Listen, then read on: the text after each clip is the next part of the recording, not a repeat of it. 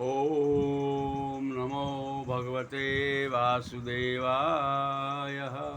प्रिय दोस्तों, सर्वप्रथम मेरा प्रणाम स्वीकार करें।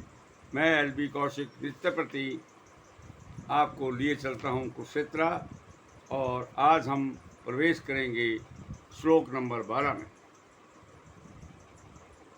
उससे पहले मैं आपको विश्वव्यापी विपत्तियों के नाश के लिए माँ भगवती दुर्गा की सप्तशती से एक श्लोक श्रवण करा रहा हूँ। कृपया ध्यान से सुने और ज्ञानवर्धन करें। देवी प्रपन्नारतिरे प्रसीद प्रसीद मार्तजगतो अखिलस्य प्रसीद विश्वेश्वरी पाहि विश्वम त्वमीश्वरी देवी चराचरस्य है। इस तरह दोस्तों, विपत्ति नाश के लिए हमने माँ भगवती दुर्गा को प्रार्थना की, और आगे के क्रम में मैं आपको लिए चलता हूँ कुरुक्षेत्र, जहाँ श्री कृष्ण श्री अर्जुन को गीता उपदेश दे रहे हैं, और उस उपदेश को श्री संजय श्री धृतराष्ट्र जी को अक्षरश श्रवण करवा रहे हैं। आइए मित्रों, चलते हैं, प्रवेश करते हैं श्लोक नंबर 12 में। श्लोक इस प्रकार है, कृपया ध्यान से सुनें। न त्वेवाहं जातुनाशं न त्वेवाहं जातुनाशं न त्वं नेमे जनाधिपः न चैव न भविष्यामः सर्वे वयमत्परमा। ऐसा कभी नहीं हुआ कि मैं न रहा हूँ। श्री कृष्ण ने श्री अर्जुन को कहा कि हे अर्जुन, ऐसा कभी नहीं हुआ कि मैं न रहा हूँ और तुम भी ना रहे हो।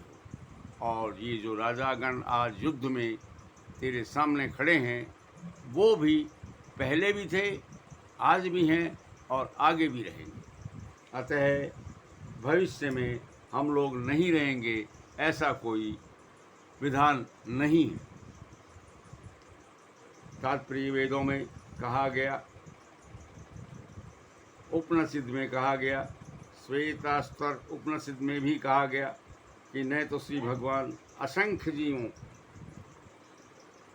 कर्म तथा कर्म फल भय अनुसार उनकी अपनी अपनी परिस्थितियों में पालक हैं, वहीं भगवान अंश रूप से प्रत्येक मनुष्य के हृदय में वास करते हैं। एवं जो मनुष्य साधु पुरुष को एक ही ईश्वर के भीतर बाहर देख सकते हैं, पूर्ण एवं शाश्वत शक्ति प्राप्त कर सकते हैं। दोस्तों, कहा है नित्यो नित्याराम चेतन चेत तानास एको बहुना यो विद्यति कामान तत्मरूपम य अनुपश्यन्ति धीरास्तेषां शांति शाश्वती नेत्रेषां। जो वैदिक ज्ञान पुरुष को प्रदान किया गया, वही विश्व के उन समस्त पुरुषों को प्रदान किया गया है, जो विद्वान होने का दावा तो करते हैं किंतु जिनकी ज्ञान राशि न्यून है। भगवान यह स्पष्ट करते हैं कि मैं स्वयं अर्जुन तथा युद्ध भूमि में एकत्र सारे राजा शाश्वत प्राणी और इन जीवों की वृद्ध तथा मुक्त अवस्था में भगवान ही एकमात्र इनके पालक भगवान परम पुरुष हैं, तथा भगवान का चिरसंगी अर्जुन एवं वहाँ पर एकत्र सारे राजागण शाश्वत पुरुष हैं। ऐसा नहीं है कि भूतकाल में प्राणियों ने रूप में अलग अलग उपस्थिति नहीं थे, और ऐसा भी नहीं है कि शाश्वत पुरुष बने नहीं रहेंगे। उनका अस्तित्व भूतकाल में था और भविष्य में भी रहे, निर्बाध रूप से बना रहे। अतः किसी के लिए शोक करने की कोई बात नहीं है। यह मायावी सिद्धांत कि मुक्ति के बाद आत्मा माया के आवरण में पृथक होकर निराकार ब्रह्म में लीन हो जाएगा और अपना अस्तित्व खो देगा, यहाँ पर परम अधिकारी भगवान कृष्ण द्वारा पुष्टि नहीं हो पाई। न ही इस सिद्धांत का समर्थन हो पाता है कि वृद्ध अवस्था में ही हम अस्तित्व का चिंतन करते हैं। यहाँ पर कृष्ण स्पष्टम कहते हैं कि भगवान तथा अन्य को अस्तित्व भविष्य में भी अक्षुण्ण रहेगा, जिसकी पुष्टि उपनिषदों द्वारा की जाती है। कृष्ण को यह कथन प्रमाणिक है क्योंकि कृष्ण मायावश नहीं है। यदि अस्तित्व तथ्य न होता तो फिर कृष्ण इतना बल क्यों देते?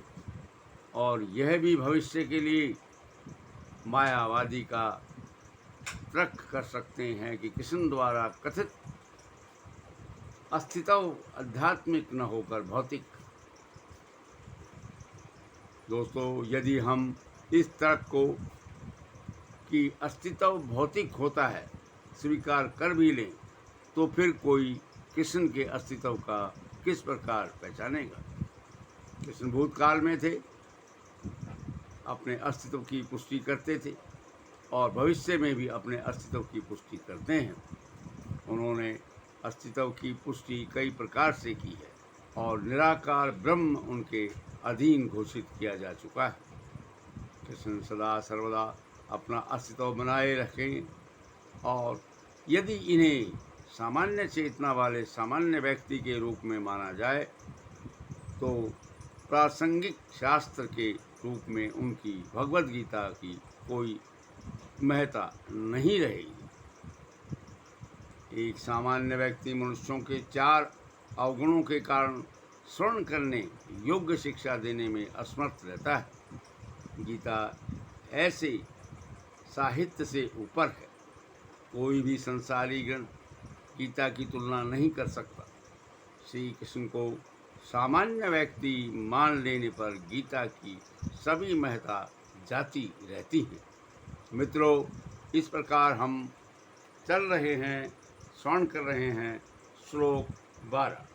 गीता का सार अध्याय 2 में श्लोक 12 में श्री कृष्ण के बारे में जो आप सुन रहे हैं वह कंटिन्यू रहेगा और इस खंड को हम कल फिर शुरू करेंगे।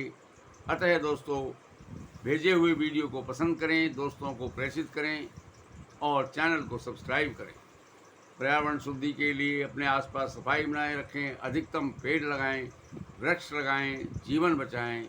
धन्यवाद दोस्तों, बहुत बहुत धन्यवाद। जय हिंद, जय भारत।